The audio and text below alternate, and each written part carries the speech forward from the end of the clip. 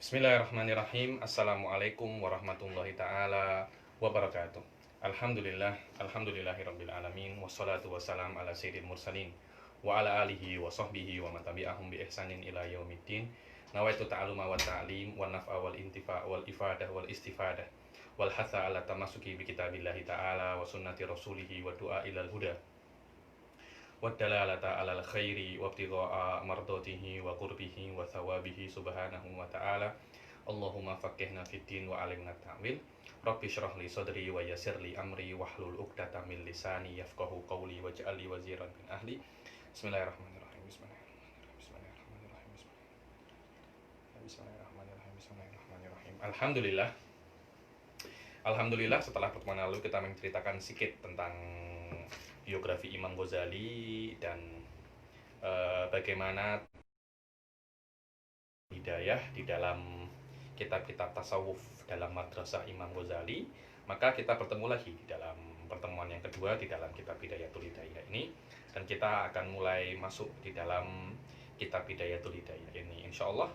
Mari kita mulai sama-sama kitab ini, dan semoga Allah Subhanahu wa taala memberi kita semua kekuatan untuk membacanya dan untuk memahaminya dan untuk menghatamkannya dan untuk mengamalkannya. Itu yang paling penting. Amin amin ya rabbal alamin. Bismillahirrahmanirrahim. Qul innal huda hudallah. Setelah bismillahirrahmanirrahim, Imam Ghazali mengatakan di dalam khutbatul kitabnya, innal huda hudallah.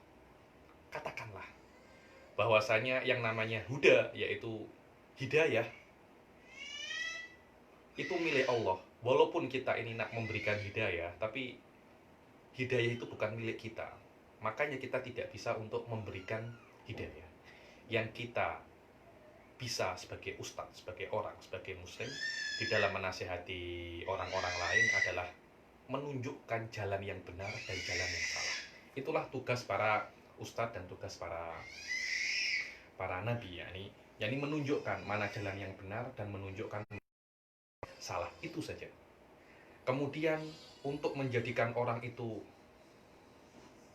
melangkah kepada jalan yang benar, itu adalah milik Allah Subhanahu wa taala. Kita memberikan hidayah dengan makna menunjukkan jalan. Allah memberikan hidayah dengan makna Allah memberi kita kekuatan untuk bisa menempuh mana jalan yang benar. Kadangkala kita ini mengetahui mana yang benar dan mana yang salah, tapi kita tidak ingin menempuh mana yang benar karena ada semacam syahwat di dalam diri kita yang membuat kita itu senang untuk menempuh hal-hal yang salah. Siapa yang tidak mengetahui umat Islam? Contohnya umat Islam. Saya tidak mengatakan umat-umat selain Islam. Semua umat Islam pasti mengetahui bahwasanya sholat 5 waktu itu wajib. Tapi kalau dilihat siapa yang sholat dan siapa yang tak sholat, kita tengok di masjid-masjid itu.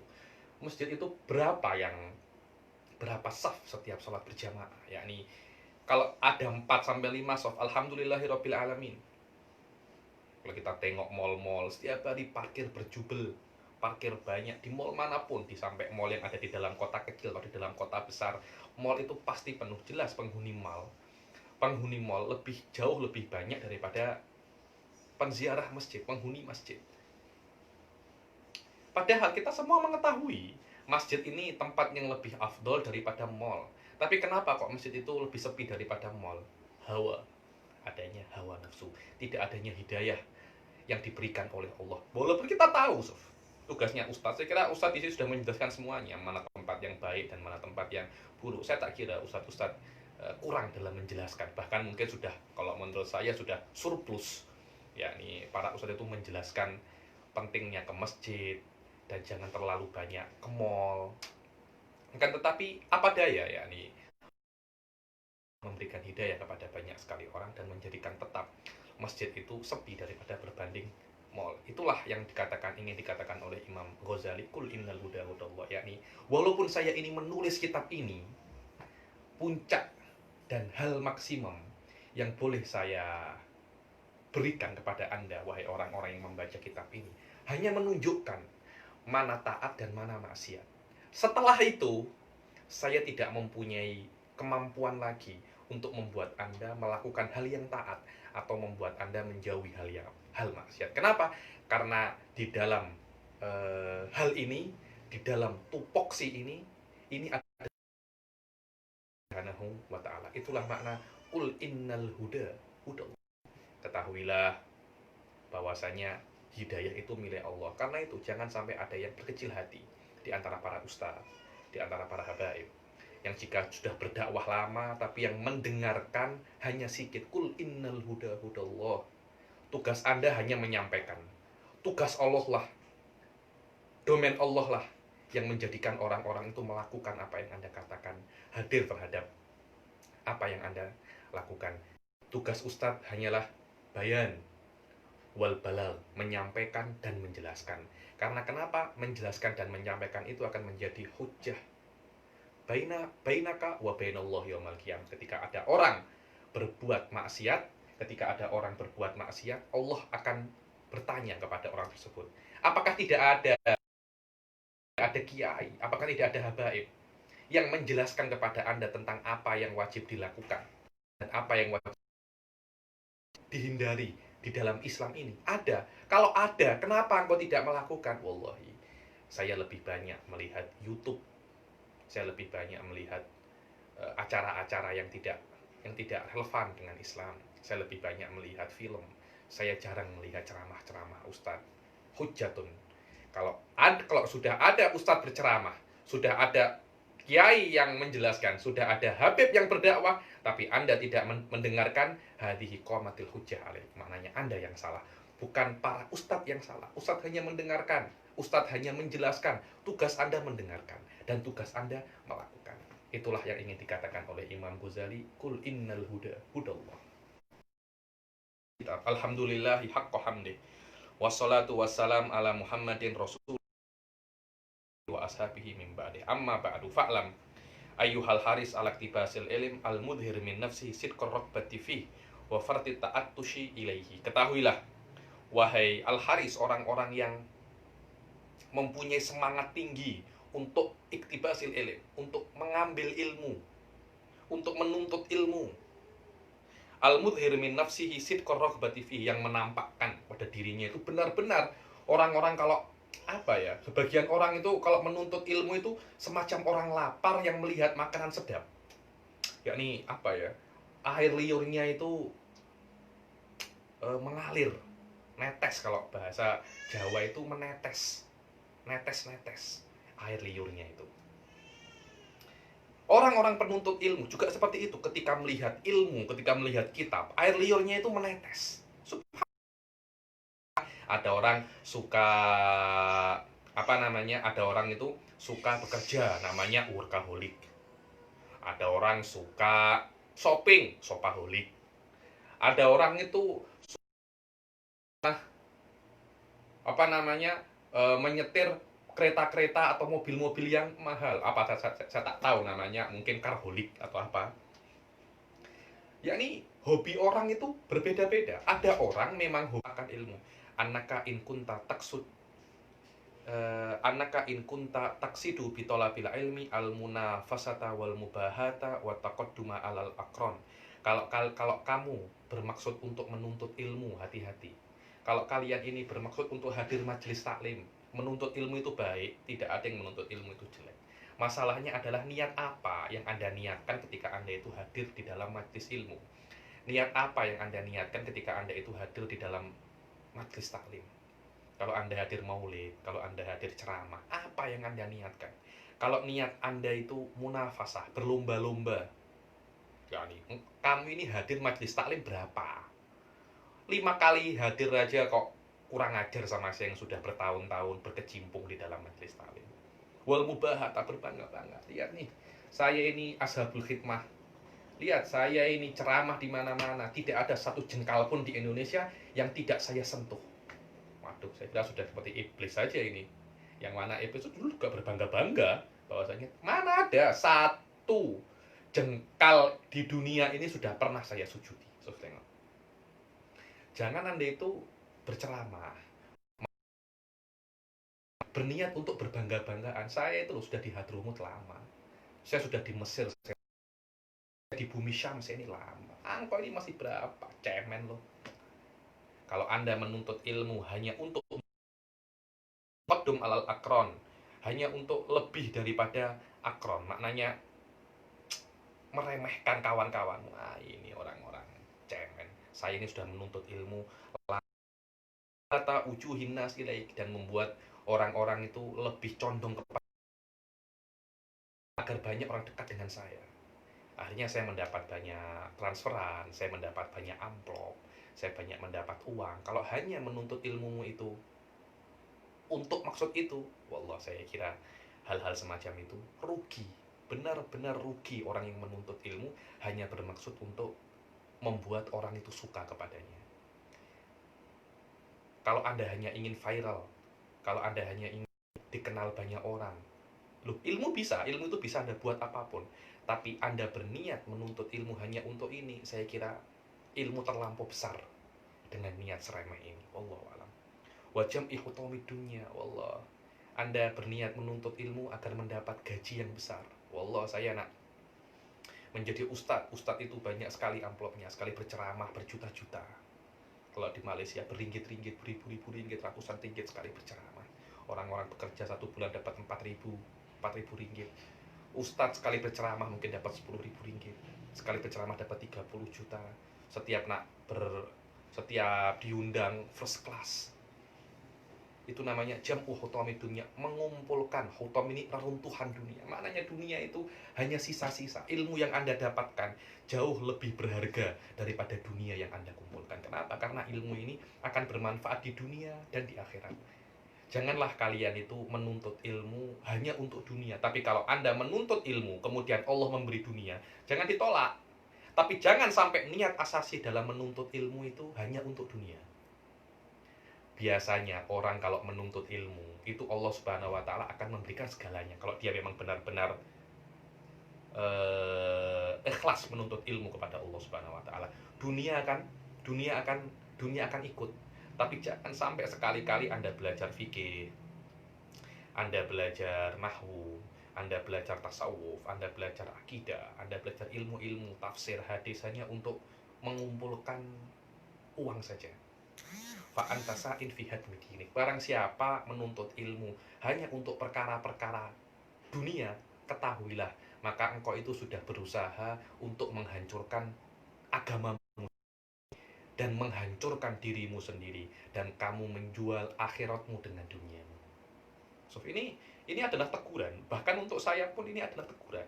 Dan untuk semua orang yang menuntut ilmu ini adalah teguran. Kita ini adalah manusia. Tidak itu bermaksud baik terus, tidak ada. Yang bermaksud baik itu adalah nabi, bermaksud adalah setan. Yang namanya manusia kadang-kadang bermaksud baik, kadang-kadang bermaksud tak baik. Tugas kita sebagai seorang muslim, kalau kita itu sedang bermaksud untuk tidak baik, maka nafikanlah, maka tepikanlah, maka hilangkanlah maksud itu. Kalau ada maksud yang baik, maka peluklah maksud itu. Kalau ada maksud yang tidak baik, tepikanlah, langsung kita hilangkan. Janganlah pura-pura, oh saya ini tidak pernah seperti itu. Saya kira kalau ada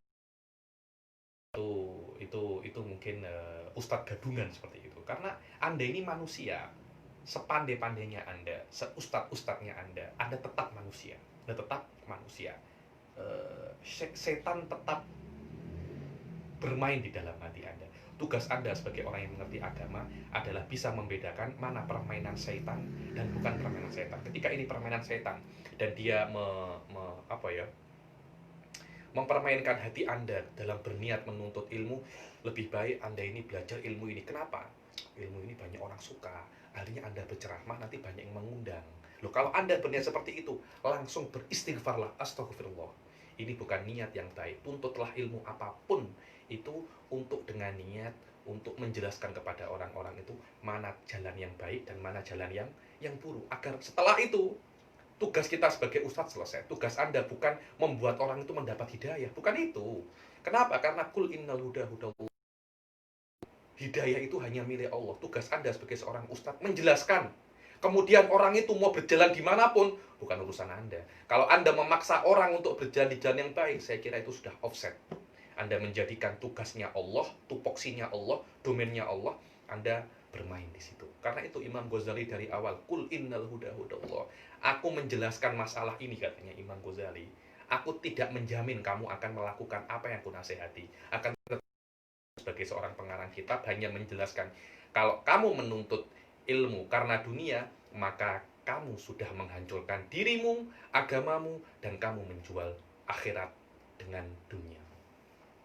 Wa ihlaki nafsika wa bai'i akhiratika fi dunyak fasafkatuka khasirah wa tijaratuka ba'irah. Dibilang, maka dagangmu itu rugi, wa mu'allimuka, jelas ya, dan menjual akhirat yang tidak terbatas hanya dengan dunia. Berapa yang Anda dapatkan dengan menjual ilmu Anda? 1 miliar, 2 miliar. Itu tidak harganya kalau Anda lihat nikmat yang akan Anda dapatkan di akhirat dengan semua ilmu Anda itu untuk menjelaskan mana yang benar dan mana yang salah kepada umat-umat yang ada. Karena wallahu alam, saya lihat saat ini tuh banyak orang itu kebingungan untuk mencari mana ustadz yang bisa aku pegang. Mana ustadz yang bisa aku pegang. Sekarang banyak orang mungkin belajar setahun, 6 bulan, pesantren kilat sudah menjadi ustadz, baca Al-Quran blekak-bleku, apa blekak-bleku itu tidak lancar, sudah menjadi ustadz. Mungkin membuat jenggot panjang sudah menjadi ustadz. Tunjukkan bahwasanya Anda itu alim, tunjukkan bahwasanya Anda itu baik, tunjukkan bahwasanya Anda itu mengerti ilmu agama. Ada salah seorang ustadz itu saya suka mengatakan bahwasanya diri kita alim, kita menunjukkan diri kita hebat, itu bukan sombong. Biasa kok. Ada orang, kalau kita melihat dokter spesialis, ada yang mengatakan konsultan hukum, itu tidak sombong. Tapi kalau saya kiai, itu sombong, repot. Saya itu mengatakan bahwasanya saya itu orang alim, saya itu orang yang mengerti ilmu akidah, ilmu fikih, agar orang ketika ada masalah datang ke saya untuk konsultasi akidah, apakah akidah saya itu benar, apakah tasawuf saya itu benar. Karena salah-salah di dalam akidah Anda boleh masuk neraka. Walaupun Anda di dunia itu banyak orang cium tangan ke Anda, tapi hakikatnya Anda akan masuk neraka. Salah-salah di dalam akidah. Karena itu Anda pun masuk neraka, dan guru Anda pun membantu Anda untuk masuk neraka. Kenapa? Karena guru Anda mengetahui bahwasanya Anda itu menuntut ilmu bukan karena dan tetap diajari. Wa mu'allimuka mu'inun laka ala isyanik. Dan gurumu membantumu untuk kemaksiatanmu. Maka gurumu pun juga mendapat dosa. Gurumu pun juga mendapat dosa. Karena itu belajarlah dengan benar. Benarkan, ketika itu tampakkan ilmu Anda, agar orang-orang itu mempunyai pegangan. Oh, ini loh ustadz yang benar, ini loh ustadz ala madzhab ahli sunnah wal jamaah. Berapa banyak orang ngakunya aswaja, ternyata liberal. Orang ngakunya aswaja, ternyata syiah. Banyak sekali saya lihat beberapa orang yang mengaku dirinya berdasarkan ke Rasulullah, ternyata syiah. Berapa banyak saya melihat orang yang banyak mengaku aswaja, ternyata liberal. Tidak tahu, orang-orang awam tidak akan tahu mana madzhab ahli sunnah, mana liberal, mana syiah, apalagi mana wahabi. Dan semuanya ustadz, semuanya berjenggot, semuanya mungkin memakai sorban, mungkin imamahnya juga besar. Saya tidak memakai imamah. Mungkin kalau saya berjalan dengan mereka, mungkin yang dianggap ustadz adalah mereka, bukan saya. Orang-orang yang mengajari ustadz-ustadz semacam itu, ustadznya mereka pun juga akan mendapat pahala. Kenapa? Karena membantu orang tersebut untuk menyesatkan manusia. Wa syarikun laka fi khusranik, dan ustadzmu pun, gurumu pun akan menjadi join sekutu Anda di dalam kerugianmu. Wa huwa kaba'i sayfin min qati'it thariq. Orang yang mengajarkan, ustadz yang mengajarkan kepada murid yang hanya ingin mencari dunia, murid itu, dan ustadznya tahu ilmunya akan dipakai untuk mencari dunia, maka dia seperti menjual senjata kepada perompak. Haram. Saya tahu. Kalau saya mengajari orang ini mantik, dia akan membuat hoaks, dia akan menjadi ahli hoaks. Saya tahu kalau saya itu mengajari orang ini akidah, dia akan menyerang mazhab ahli sunnah wal jamaah. Saya tahu mengajari, maka saya seperti memberi senjata kepada perompak. Wa makna ana ala maksiatin walau bi syatri kalimah kana syarikan fiha. Barang siapa membantu orang dalam kemaksiatan walaupun dengan sepatah kata, bagian hadis, walaupun dengan isyarat mata, bukan sepatah kata, tapi dengan isyarat mata. Ada perompak, ada seseorang mau memukul kawannya, dia tanya kepada menggunakan ilmunya untuk digunakan untuk menyerang Islam. Wa in kanat niyatuka wa qasduka fi ma bainaka wa bainallahu ta'ala min ta'allumil ilm al hidayah duna mujarradir riwayah fabsyir, katanya Imam Ghazali. Adapun kalau niatmu antara Anda dan Allah, walaupun orang-orang anggap Anda ini apa saja, berapa banyak kalau orang itu saya ini belajar ilmu lama, penuntut ilmu, ketika masuk dalam kitab yang besar dibilang Anda ini sombong. Loh, tolak ukur itu bukan apa persepsi manusia, tapi apa niat Anda antara Anda dan Allah. Kalau niat Anda, niat yang Anda sembunyikan antara Anda dan Allah itu untuk menjelaskan kepada manusia mana yang benar dan mana yang baik, bukan hanya cakap saja. Alim. Oke. Maaf tadi ada sedikit reconnect. Kalau seumpamanya niat Anda dan dalam menuntut ilmu untuk menjelaskan kepada manusia mana yang baik dan benar, bukan hanya riwayah. Makna riwayah ini, oh saya ini banyak menghafal ilmu agar dipandang Anda ini alim, itu saja. Bukan hanya itu, akan tetapi agar Anda itu bisa untuk memberikan hidayah. Anda dikenal alim itu tidak apa-apa, tapi jangan sampai niat Anda di dalam menuntut ilmu itu, akan tetapi niat Anda itu bukan hanya untuk menjadi alim, akan tetapi yang namanya alim Anda jadikan wasilah untuk menyebarkan ilmu Anda. Anda dikenal sebagai orang alim agar orang itu bisa untuk menyebarkan ilmu Anda. Itulah maknanya untuk menjadi alim. Jadi Anda dikenal sebagai alim, Feral menjadi alim itu hanya sebagai wasilah dan wasitoh untuk menyebarkan ilmu Anda. Bukan itu adalah maksud hakiki untuk Anda itu menuntut ilmu. Fa innal malaikata tabsutulaka ajnihataha idza masyaita wa hitanal bahri tastaghfirulaka idza sa'id. Kalau Anda menuntut ilmu untuk menjelaskan kepada manusia, maka malaikat, akan tetapi harus kalian ketahui bahwasanya yang namanya hidayah itu, dapatnya hidayah itu daripada Allah Subhanahu wa taala itu mempunyai awal dan akhir, dan ada zahir dan ada batin. Wala wusula ila nihayatiha illa ba'da ihkami bidayatiha. Maka Anda tidak akan sampai puncak dan finish daripada hidayah, martabah akhir daripada hidayah, kecuali sudah menguasai bidayah, sudah menguasai basicnya. Karena itu saya tuh heran kalau ada orang-orang itu langsung ingin membaca kitab yang tinggi-tinggi, langsung ingin amal yang hebat-hebat. Sesuai pas, basic-basic dulu. Anda tidak akan bisa untuk menjadi seorang wali yang hebat. Oh saya sudah sudah tidak ingin sholat fardu 5 waktu lagi. Itulah ya nih maknanya, kalau kita ini ingin sampai kepada puncak daripada hidayah, kita harus ambil daripada basicnya. Jangan tidak ingin mulai daripada basic, tapi langsung ingin masuk ke puncak. Anda akan tersesat. Dan Anda tidak akan sampai kepada dalamnya hidayah kecuali Anda itu sudah selesai ala dohir hidayah. Waha ana musyirun alaika bibidayatil hidayah. Dan di dalam kitab ini aku akan menunjukkan kepada kalian itu apa sih sebenarnya bidayatul hidayah, awal mula daripada hidayah, agar Anda bisa untuk mengetes diri Anda. Saya ini cukup tidak? Bisa apa tidak handle yang paling basic daripada level hidayah? Atau jangan itu, Anda bisa naik sikit demi sikit. Wa tamtahi, dan Anda mengetes hatimu dengan bidayatul hidayah ini.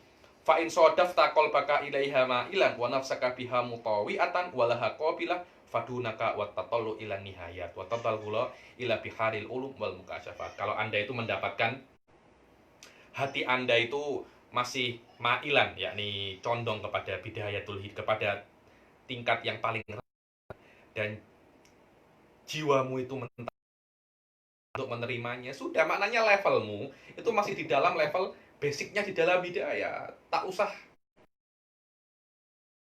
bahasa jamaahnya itu ndak usah yahanu. Kalau bahasa Melayunya tak sah. Kalau bahasa Indonesianya ndak usah sok. Ndak usah sok. Kalian ini ingin masuk ke tingkat yang paling tinggi. Coba dulu di level yang paling rendah dulu. Kuat apa tidak? Bisa bisa kasaf, amal wirid ini, wirid itu. Wallahi, coba belajar bidayatul hidayah. Inilah kenapa Imam Ghazali ini disukai oleh para thalib ilim dan tidak disukai oleh orang-orang yang sombong.